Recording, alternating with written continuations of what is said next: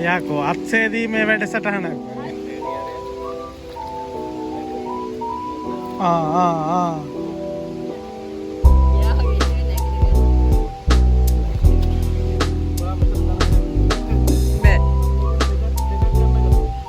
දෙකක් ඉතින් පුළුවන්නේ.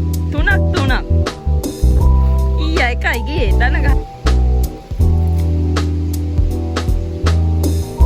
ඒ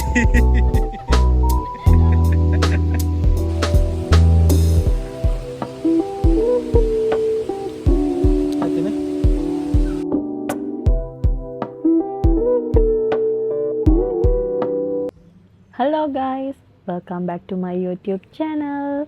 ඔන්න අපි අද ට්‍රිප් එකක් යන්නේ.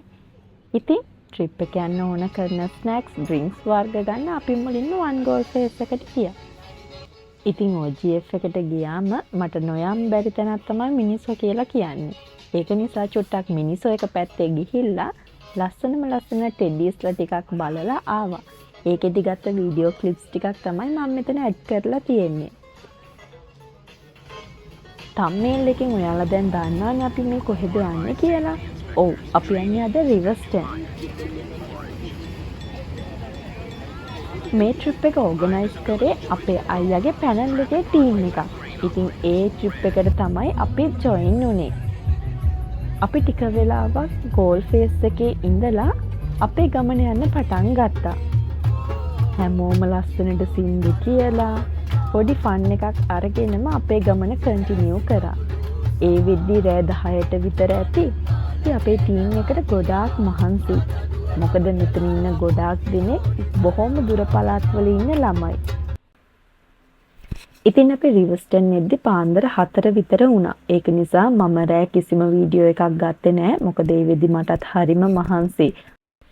එදා රෑ අපි නැවතුනේ රිවර්ස්ටන් ළඟම තියෙන නිවාඩු නිකේතනයක.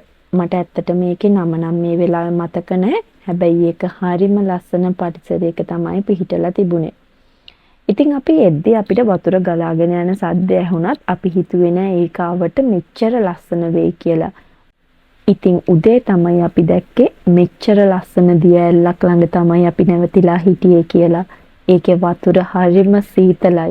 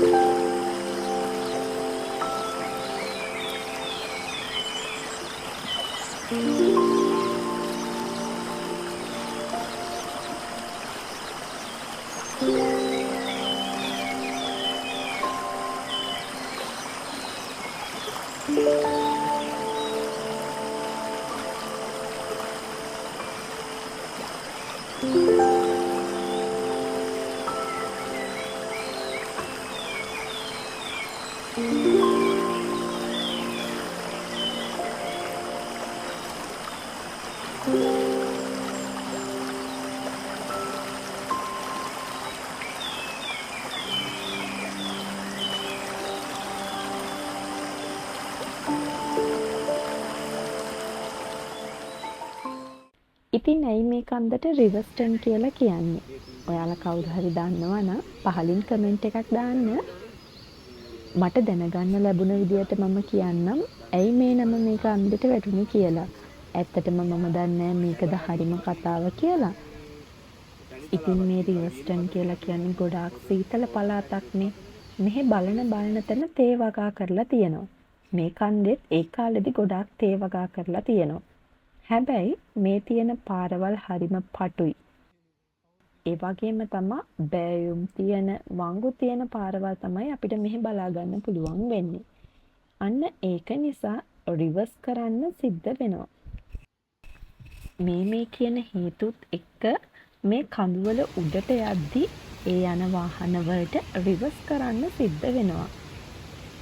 ඒක නිසා රිවර්ස්ටන් කියන නම මේ කන්දට වැටුණා කියලා තමයි මට දැනගන්න ලැබුණේ.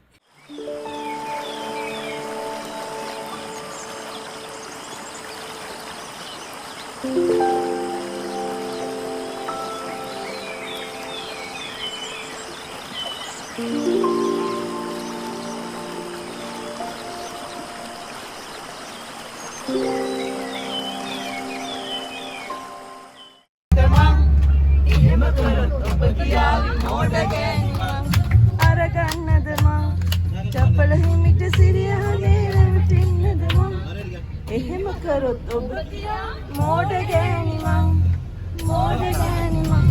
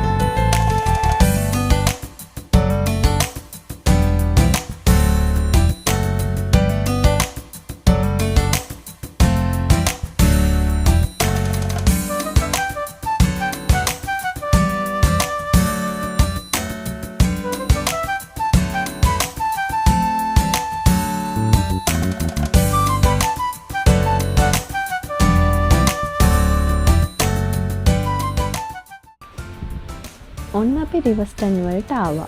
මේ වෙද්දි වෙලාව 9ට විතර ඇති. මෙතන එන්ට්‍රන්ස් එකේ ටිකට් කවුන්ට් එකක් තියෙනවා. ඉතින් එතනින් ටිකට්ස් උත් අරගෙන අපි අපේ ජර්නි එක මේ විදිහට තමයි පටන් ගත්තේ. ඉතින් අපිට මේ ගමන පයින් යනවා වගේම වියකල් එකකින් උනත් යන්න පුළුවන්. මෙතනින් එහාට මේ වීඩියෝ එක සවුන්ඩ්ස් උත් එක්ක තමයි කන්ටිනියු වෙන්නේ. මේක ලස්සන එක්ස්පීරියන්ස් එකක්. ඔයාලත් අනිවාර්යයෙන්ම යන්න ඕන ගමනක් තමයි මේක.